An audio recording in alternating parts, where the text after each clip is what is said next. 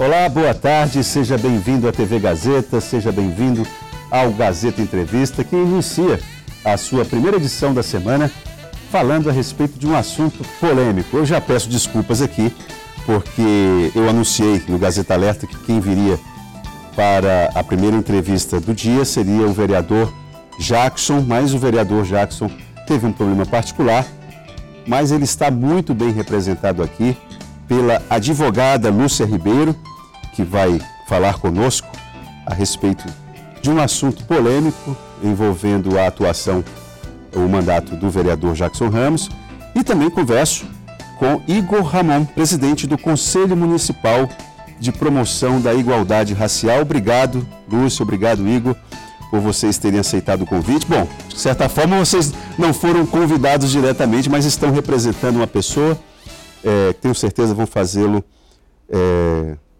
com tanto brilho quanto. Bom, Lúcia, deixa eu só tentar sintetizar a ópera aqui. O vereador teve a ideia, aí depois você faz as correções. O vereador teve a ideia de fazer com que a Prefeitura Municipal de Rio Branco, nos concursos que ela viesse a promover, dedicasse uma porcentagem, me parece que 20%, para pardos e negros. Esse projeto foi enviado para o Executivo. Quando bateu na mesa da prefeita, a prefeita, em relação a isso aqui eu preciso do aval da minha Procuradoria. A Procuradoria entendeu que o vereador não tinha que se meter naquele assunto, para usar uma linguagem bem simples, que aquilo ali era uma lei que deveria ser formulada pelo próprio Executivo. A prefeita vetou diante do parecer da Procuradoria e a mesa diretora da Câmara, com o veto em mãos, enviou o veto para uma apreciação da Ordem dos Advogados do Brasil. E a Ordem dos Advogados do Brasil deu um entendimento semelhante ao da Prefeitura, da Procuradoria do município. É mais ou menos essa a cena que coloca o vereador Jackson Ramos numa situação bem complicada.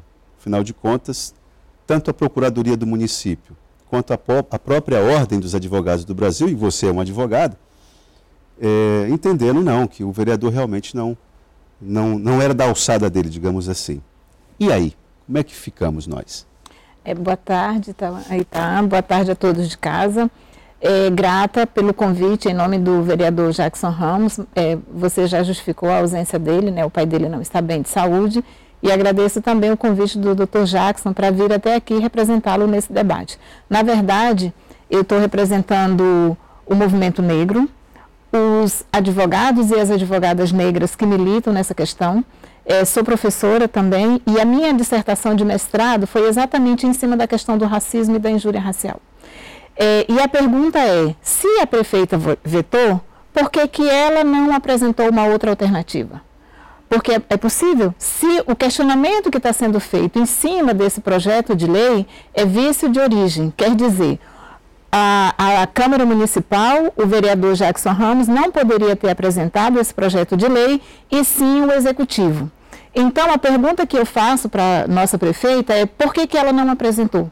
Porque seria possível fazer um entendimento entre ela e o vereador Jackson Ramos, o vereador poderia retirar o projeto, apresentar uma indicação e o Executivo apresentar o projeto. Lúcia, o vereador, sendo da base aliada da prefeita, isso não poderia ter sido conversado com ele? Poderia, então por que não foi? Eu também faço essa pergunta, por que não foi? Você fez essa pergunta para o vereador? Na verdade, não, porque, na verdade, assim, o que se coloca? Nós estamos no mês da consciência, nós encerramos, na verdade, o mês da consciência negra. Mês de novembro, né? Mês de novembro é dedicado ao mês da consciência negra. Quando se abriu o mês de novembro, a grande manchete que teve nos veículos de comunicação foi que, pela primeira vez na história do Brasil, a população negra era maioria nas universidades. E aí tem pessoas que estudam e pesquisam esse assunto e eles mesmos estão questionando se realmente essa pergunta, essa afirmação é verdadeira. Né? É claro que houve um aumento exatamente por conta da política de cotas na educação que permitiu o ingresso e a permanência de negros e negras nas universidades. Agora, no serviço público, não é maioria. Eu li no veto da prefeita de que a população negra era a maioria. Na verdade, como é que a gente entende? O Estatuto da Igualdade Racial, Lei 12.288, ele diz no seu artigo 1º, parágrafo único, item 4, que a população negra é o total dos que se autodeclaram pretos e pardos.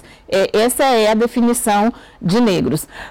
Nós sabemos aqui, a população do estado do Acre, cerca de 800 mil habitantes, 72% dessa população se declara preta e parda. E o número de pardos é maioria em todos os espaços. O número de negros, de pretos, é menor. E o que a gente quer? A gente quer a correção dessas desigualdades, porque onde você vai, você percebe que a população parda e a população negra é maioria. No entanto, nos cargos de gestão, nos cargos de direção, eles ainda são minoria. É minoria. Agora, Lúcia, independente, eu acho que a questão simbólica envolvendo isso, eu creio que isso deva ser um consenso. A prefeita Socorro Neri é uma pessoa sensível a essa causa também. Agora, me parece que o que está em questão, e aí você como uma estudiosa da legislação, o que está em questão é um aspecto técnico, ou não?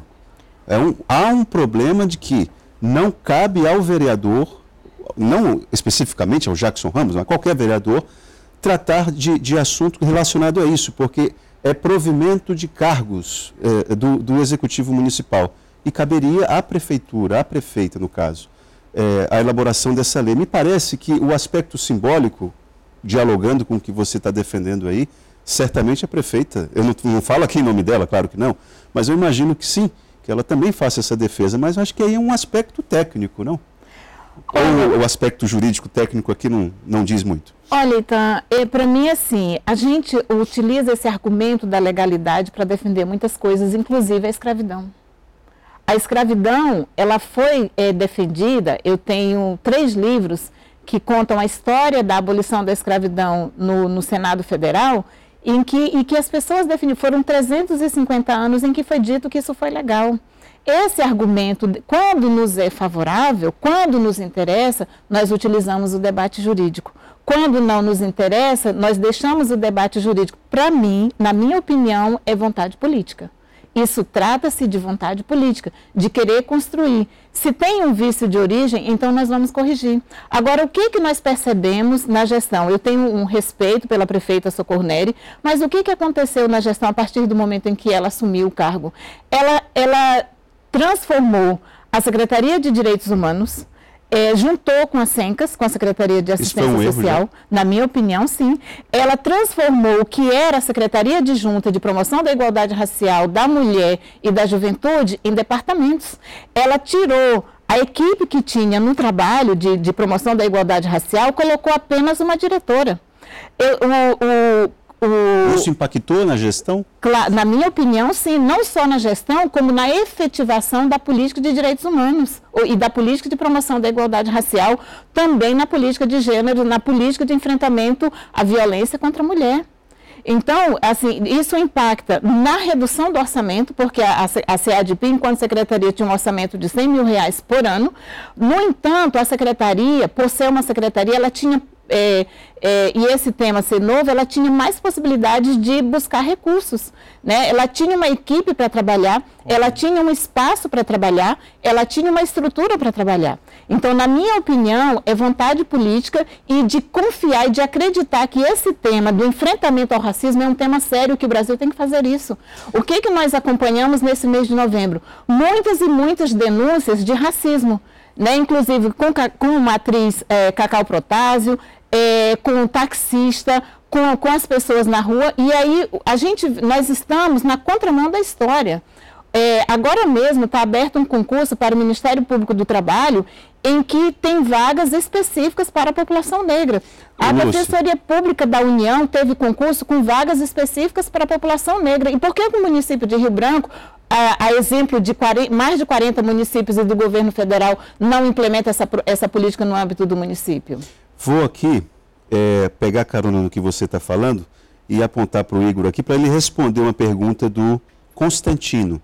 Ele fala o seguinte: olá, meu nome é Constantino, minha pergunta vai para o vereador, no caso aqui vocês que estão representando o vereador Jackson. O senhor acha que negros e pardos não tem condições de disputar de igual para igual vagas em concursos da prefeitura? Isso aqui o Constantino, uma pergunta simples, ele está questionando a política de cotas. O que você responderia para o Constantino?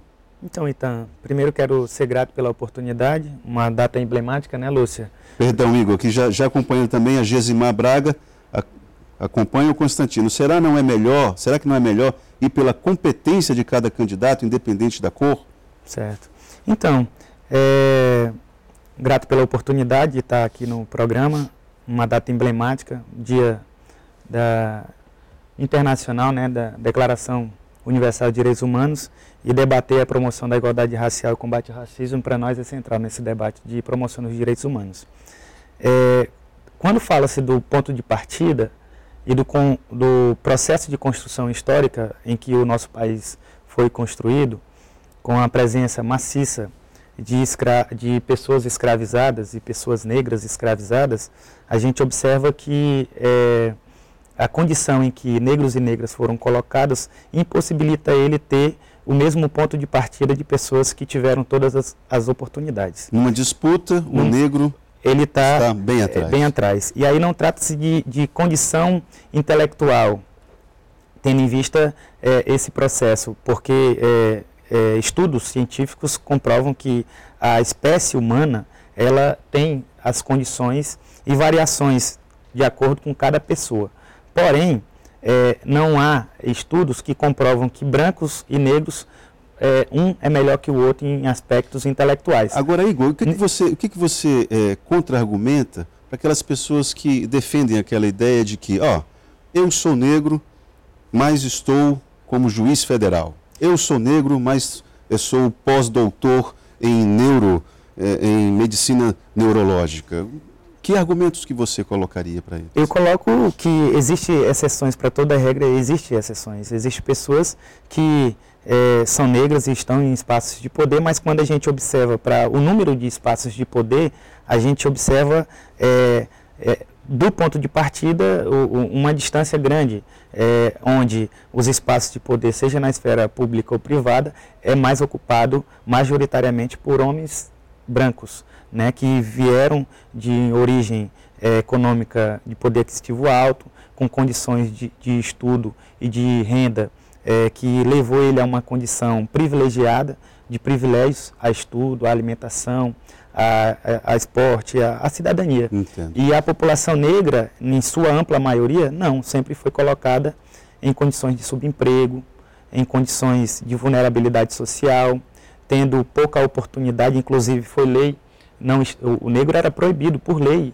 de estudar, e quando foi legalizado, só era legalizado quando tivesse um professor que quisesse dar aula à noite para negros e negras. Então, a política de cotas vem para fazer essa correção, esse reparação. Ajuste.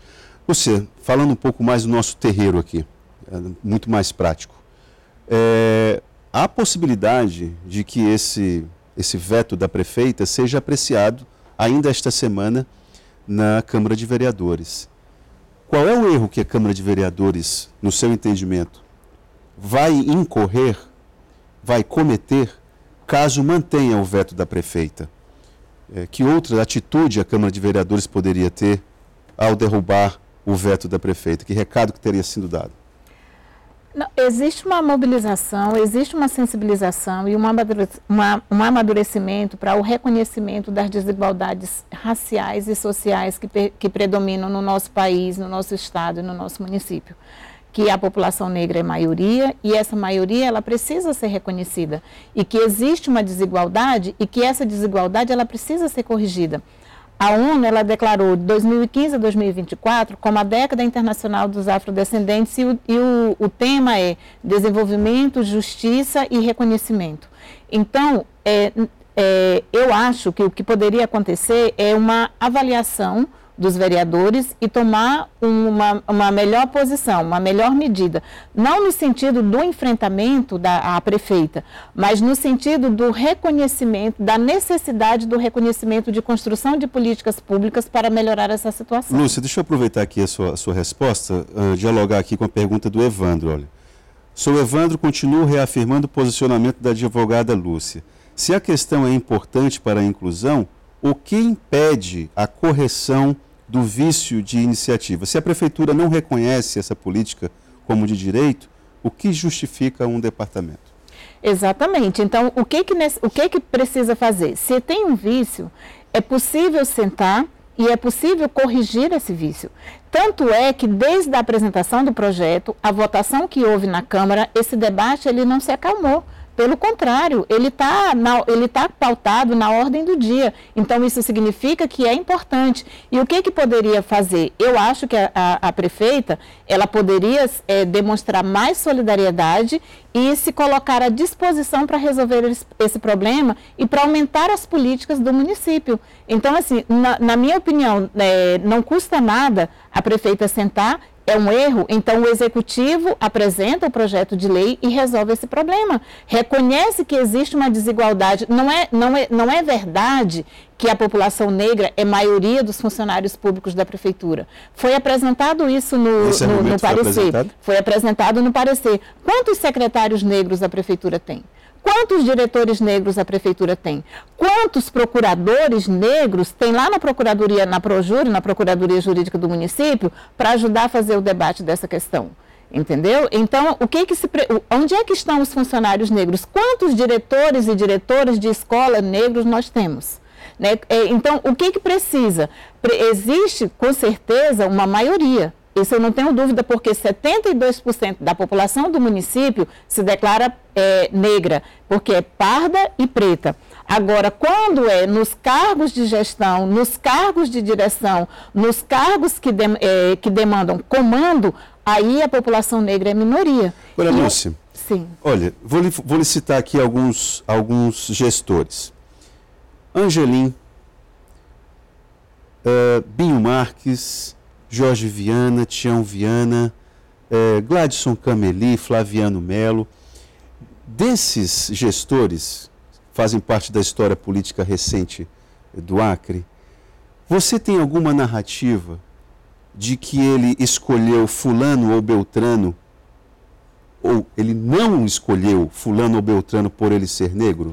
Não, a questão não é essa de escolher pessoa porque ela é branca ou porque ela é negra. Porque isso já está tão colocado, isso parece ser tão normal que isso não aparece no debate. Né? Então, assim, esse debate, inclusive, da ocupação de cargos da população negra, ele não é tão recente, ele vem desde 1940, quando o movimento negro começou a elaborar propostas para a própria Constituição. Na Constituição de 1946 não entrou nada, na Constituição de 1960...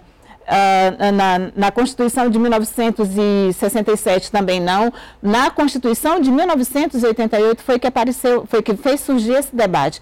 A questão é, a população negra, ela não quer estar só limpando o chão, ela não quer estar só servindo a merenda, ela não quer estar só carregando lixo na rua, entendeu? E eu posso lhe dizer, a aprovação dessa lei, ela também não vai mudar, mas ela é um momento, ela é um espaço de reconhecimento da gestão pública, de que existe uma diferença, de que existe uma desigualdade, e é o início, é o momento de se criar condições para promover essa igualdade. É um instrumento jurídico que acaba sendo simbolicamente importante, né? Com certeza. Igor, meu nome é Valdineia. Minha pergunta é a seguinte: se eu não me autodeclarar negra ou parda e num concurso fizer uma excelente prova, como vão saber se sou ou não negra ou parda através de uma prova? Então, na inscrição do concurso, se ela não se autodeclara, ela vai concorrer à ampla concorrência, né? Obviamente que nas bancas de concurso, vestibulares, existe uma comissão, né, que vai avaliar características históricas, físicas e genótipas e fenótipas da pessoa para comprovação se ela é ou não negra. O Estatuto da Igualdade Racial, ele garante que a pessoa ela se autodeclare. Então não é eu ou você ou qualquer outra pessoa que vai dizer que alguém é negro. Ela vai se autodeclarar, obviamente que a banca vai estabelecer critérios dentro do que preconiza a legislação. Esse argumento da competência é um argumento que eu percebo assim que traz um certo incômodo para o representante do movimento de defesa de direitos humanos e dos negros. Então, assim, é um argumento sempre batido. Várias perguntas que chegam aqui, tem várias aqui já, sempre colocam essa situação da competência e de que a competência não guarda relação com a cor, mas a questão é histórica. Isso que é difícil da gente ter essa percepção de que não se trata, não é uma questão de competência, é uma questão histórica. Você observa, Itan, que esse é um processo, como eu falei no início, um processo de construção histórica. As pessoas, elas são ensinadas a gente tem meios de comunicação como esse, que quando a gente agradece a oportunidade, é porque a gente está trazendo uma oportunidade de levar informação às pessoas. Qualidade do debate, né? Melhorar exatamente. E assim, esses meios, eles também são utilizados para formar a opinião das pessoas com que as pessoas querem. E nem sempre as pessoas querem fazer um debate de qualidade, como você está colocando. Mas Igor, também por favor, conclua, Lúcia, que o nosso tempo já era. A questão não é só de competência, a questão é de criação de igualdade de oportunidade. Igualdade de oportunidade. Quando se diz e é função do poder público isso. Com certeza, criar política de cotas é porque existe uma desigualdade e é necessário criar mecanismos para corrigir essas desigualdades. E se não for dada à população negra, à população indígena, essa oportunidade, nós vamos achar que ter apresentadores brancos é normal, você vai no banco, ter bancários brancos é normal, você vai no juiz, a maioria dos juízes brancos é normal, você vai numa delegacia, a maioria dos delegados são brancos, isso é normal. Com presos pretos? Exato. E aí, quando a gente vai ver o número de presos, a grande maioria é preto. Qual foi o grande exemplo que nós tivemos agora? A Miss Universo foi eleita uma moça negra da África do Sul. E o que foi que ela disse? Eu quero que as crianças negras, elas se vejam em mim. Porque isso, para mim, é revolucionário. E é o que poderia acontecer também na gestão pública. Deixar, além da criação de espaços, deixar também essa marca no sentido de garantir a presença da população negra, o direito a concorrer pela vaga de cotas, e aí não é que vai dar vagas para a população. Existe uma nota de corte e só vai alcançar essa nota quem estiver preparado para passar. Então, Lúcia, Igor, infelizmente vou ter que lhe interromper porque o nosso tempo já era. Igor, obrigado pela sua vinda aqui e Lúcia também. Bom, o entendimento aqui, portanto, pelo que se viu, é de que um problema de ordem jurídica acabou se transformando numa discussão de ordem simbólica, né, e histórica. Vamos ver qual é a reação da Câmara de Vereadores de Rio Branco em relação ao tema, com a possibilidade real do veto da prefeita Socorro Nery ser mantido. Gazeta Entrevista volta logo após o intervalo.